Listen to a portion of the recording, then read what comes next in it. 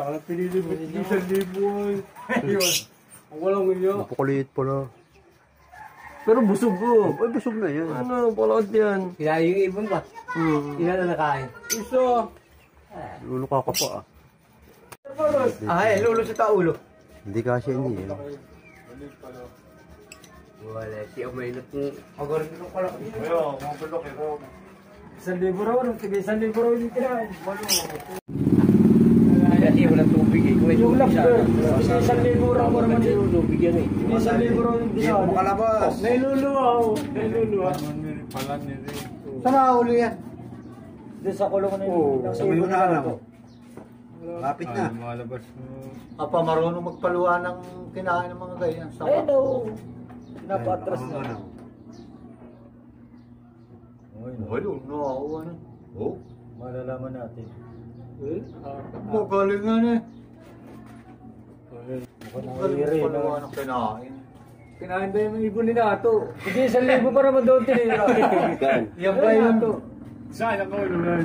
I know.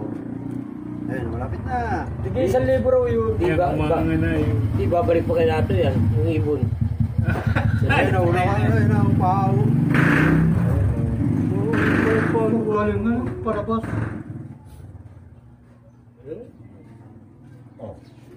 Ayan ang ibon. Napabuhay pa yata. Sa YouTube nga. Ay, kamaya na.